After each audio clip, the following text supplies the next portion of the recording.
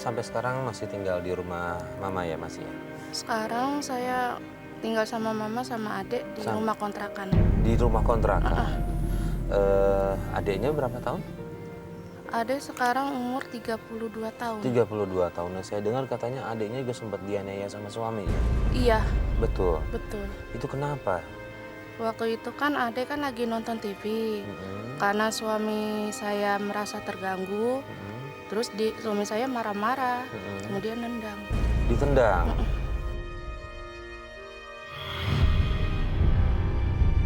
Firman, kecilin suaranya, berisik tahu. Firman! Hei!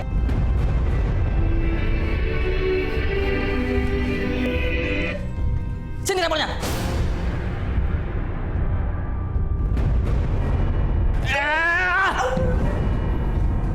Lo nggak berguna.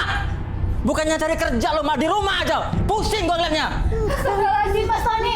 Kenapa Firman kamu tendang, Mas? Enggak dong, Mas. Lihat nih adik lo nih, nggak berguna. Bisanya cuma lihat TV aja. Gua pusing. Berisik tahu. Gua mesti istirahat. Astagfirullahaladzim, Mas. Mas, kamu kan tahu Firman ini anaknya nggak normal. Nggak sama kayak anak yang lain, Mas. Lo nggak usah belain adik lo ya. Ya dia males begitu mereka nih. Jaga mulut kamu ya. Kalian sama aja.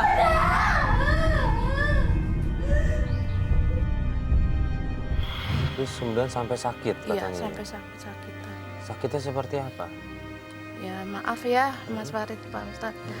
Itu dia ditendang kemaluannya. Laki-laki perempuan adiknya laki-laki? Laki, sampai sekarang sakit, makanya saya itu ya sedih banget. Iya.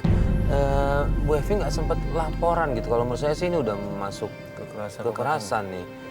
Ya saya Sempat lapor ke polisi saya nggak? mau lapor ke polisi, tapi saya takut sama keluarganya dia. Kenapa memang keluarganya dia? Ya keluarganya dia kan istilah kata juga kasar, galak. Ya, oh. Terus ya memang gini Mas Farid ya, inilah yang saya kira pentingnya seorang suami atau seorang laki-laki menahan diri. Jadi ketika orang pernikahan itu harus diingat, ketika sudah menikah itu bukan ia sedang meminang persaudaraan hanya istrinya sama dia saja, tetapi menggabungkan dua keluarga. Adiknya Mbak Evi dia terima, adiknya suaminya juga Mbak Evi terima, jadi saling menerima. Itulah bagian dari mengkawinkan keluarga besar. Jadi ketika orang itu pernikahan maka sedang mengkawinkan dua keluarga besar dalam jaringan bersilaturahim. Namanya saja silaturahim, itu kan membangun tali kasih sayang, orang saling menyayangi, saling mengasihi, saling menolong. Apalagi kalau tadi saya kira ini sudah tindakan yang keterlaluan. Hanya karena adiknya menonton TV kemudian kasar, kan tidak sepatutnya. Kan cukup saja, maaf Dek, matikan TV-nya, abang lagi mau istirahat, abang baru mulai kerja. Kan seharusnya seperti itu. Apalagi kemudian sampai sakit. Ini pertama, dari segi undang-undang negara melanggar dia. Dari undang-undang agama, ya tentu dia ini sangat dicela sekali. Karena berlaku kasar kepada adiknya. Dan itu kan berarti sama dengan menyakiti istrinya. Inilah saya kira dalam berumah tangga, pentingnya keikhlasan diri, menahan diri. Ketika emosi kita meluap, Al-Quran membimbing walka dini nalgoyo, tahan amarah, jangan sampai meletup supaya tidak menimbulkan kezaliman dan dosa. Bu Evi nggak bilang sama keluarganya perlakuan suami Bu Evi? Setelah itu saya bilang sama mama. Sama mamanya Bu Evi? Ya mama ya juga nggak berani karena kan keluarganya dia juga galak, kasar. Oke, artinya hubungan antar keluarga itu nggak baik juga. Bu Evi sendiri sama keluarganya dia baik hubungannya? Kurang baik. Kurang baik. Karena keluarganya dia gara-gara suami saya ya ikutan menghina saya sama mama. Ya Allah. Gitu. Jadi seperti tadi Pak Ustadz bilang ya harusnya dua antar keluarga ini yang menikah ini menjembatani hubungan makin lebih baik lagi, tapi justru malah nggak baik nggak ya. baik. Ini suami masih kerja ini? Masih kerja. malah bekerja di Bekasi, dia malah sengaja kerja di Bekasi itu hanya untuk selingkuhannya. Maksudnya? Dekat selingkuhannya. Dekat selingkuhannya. Selingkuhannya kerja di sana. Ini Bu Evi bisa ngomong selingkuhan memang punya bukti kalau dia berselingkuh? Waktu itu saya pernah mempergoki suami saya lagi selingkuh di rumah kakak ipar. Di rumah kakak ipar? Iya. Berarti kakak ipar ada kemungkinan tahu? Iya tahu, tapi pas saya nanya dia nutup-nutupin. Nutup-nutupin. Kalau aku telepon Mas Tony, pasti nggak mau diangkat. Aku tuh yakin banget dia tuh bohongin aku. Apa jangan-jangan dia tuh di rumah Kalita? Iya, dia di rumah Kalita, pasti sama perempuan itu. Mendingan aku kesana aja sekarang.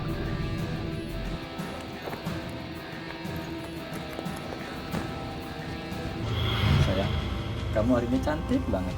Kasih, Mas, kapan nikahin aku? Tenang aja sayang, pasti kok. Cepatnya ya. Astagfirullahaladzim, Mas Tony. Ternyata bener ya dugaan aku kalau kamu tuh cuma alasan aja kerja. Tapi ternyata kamu ketemu sama perempuan ini. Dasar gila ya kamu, Mas ya. Bisa-bisanya kamu ajak perempuan lain ke rumah kakak kamu sendiri. Happy, lo ngapain sih kesini? Mas, aku tuh gak bisa dibohongin. Dan kamu, perempuan, kamu siapa? Ha? Asal kamu tahu ya, dia ini suami saya. Saya ini pacarnya Mas Tony, Mbak. Pacar kamu bilang, mau aja ya, kamu pacaran dengan suami orang. Mas Tony ini lebih sayang saya daripada Mbak. Jangan mimpi deh kamu ya. Sudah. Happy, mendingan lo pergi dari sini. Tony, kenapa harus aku yang kamu usir, Mas? Harusnya dia. Kalau gue bilang pergi, ya pergi. Atau gue yang pergi dari sini. Ayo sayang, kita pergi. Mas Tony. Ya Allah, ini udah makin jauh nih Pak Ustadz nih. Iya. Keluarganya dari suaminya justru malah melindungi perilaku suaminya yang kurang baik nih Pak Ustadz. Jadi ada beberapa pelanggaran kalau kita dari tuntunan agama tadi. Yang pertama tadi sudah berkurang tanggung jawabnya pada keluarga. Pendidikan pada istri dan kepada anak-anak, pembinaan anaknya tidak ada. Yang ketiga memberi nafkah, tanggung jawab sebagai seorang suami berkurang. Yang sekarang ini adalah malah justru melakukan yang sebelumnya tadi kan melakukan maksiat apa? Maksiat itu adalah dia melanggar aturan Allah, tidak sholat, tidak ngaji dan seterusnya.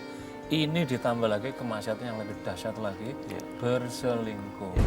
Itu yang pertama adalah bermungkar kepada Allah Subhanahu wa taala, yang kedua adalah melakukan khiyana zaujiyah, melakukan pengkhianatan hubungan suami istri dia sama Mbak Evi. Jadi ini adalah masuk dalam kategori perbuatan dosa karena itu adalah masuk dalam perzinaan. Syaratnya satu Mbak Evi ya.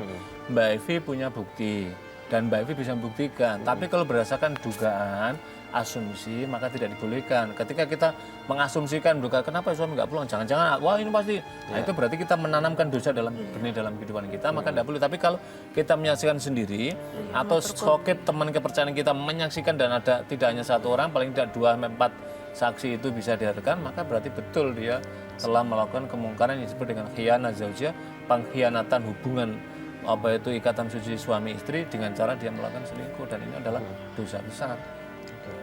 Pak Ustadz, dari perlakuan kasar suaminya dan lain sebagainya itu ada kaitannya nggak Pak Ustadz? Apa yang Bu Evi lakukan ini dengan menikah diam-diam tanpa ada pengetahuan orang tuanya, pengaruhnya nggak Pak Ustadz? Atau memang ini cuma cobaan aja untuk Bu Evi? Jadi begini, yang pertama ada satu hal tadi yang Mbak Evi tidak teliti. Jadi orang mau menikah itu kan mesti harus dilihat kalau dalam tradisi Jawa kan bobot, bebet, bibitnya itu kan. Bibitnya ini siapa? Itu artinya adalah ada nggak garis keturunan orang baik atau apa gitu kan. Ini bagaimana ini lingkungannya kan begitu kan. Tanpa tadi karena Mbak Evi sudah berkeyakinan wah dia pasti baik, akhirnya kemudian di sini. Inilah pentingnya. Pada zaman Umar bin Khattab ada salah seorang yang mengadu kepada Khalifah Amirul Mukminin. Dia yang menikah kemudian Khalifah merintahkan ungdura, lihat dia. Apa mana lihat? Lihat dia itu tidak semata-mata lihat lahiriahnya, tapi lihat dia dan lihat keluarganya. Jadi kalau kira-kira dengan keadaan keluarga seperti ini, apa yang harus dilakukan? Kan begitu kan? Nah, tapi ini kan sudah terjadi, maka kemudian ini. Tapi kemudian tentang pernikahan diam-diam tadi, mungkin karena Mbak Evi merasa ada perbedaan agama. Para pemirsa sekalian, sekalipun berbeda agama, seharusnya memang sekurang-kurangnya adalah memberitahu. Pemberitahuan kepada orang tua bahwa dia mau menikah. Kalau misalkan tidak menyetujui, baru mengambil keputusan. Karena sudah berbeda agama dan agama membolehkan tadi itu. Aspek di sana. Tapi yang ketiga, satu hal yang kita sarankan Mbak Evi, kalau ini masih misalkan ingin terus melanjutkan dan mudah-mudahan Allah memberikan petunjuknya, maka bermunajatlah di malam hari, beribadah pada Allah, minta petunjuk, mudah-mudahan suaminya Allah kembalikan menuju pada jalan yang baik. Allah berikan pintu hidayah pada dia. Yang kedua, Mbak Evi juga perlu mengupgrade kemampuan pemahaman agama dengan cara apa? Kalau ada pengajar datanglah ke Ustadz. bertanyalah. Saya sering menjumpai seperti itu Mbak Evi. Jadi setelah pengajian ada jamaah, Ustaz, kami ingin konsultasi, ternyata seperti Mbak Evi, malah kita jelaskan.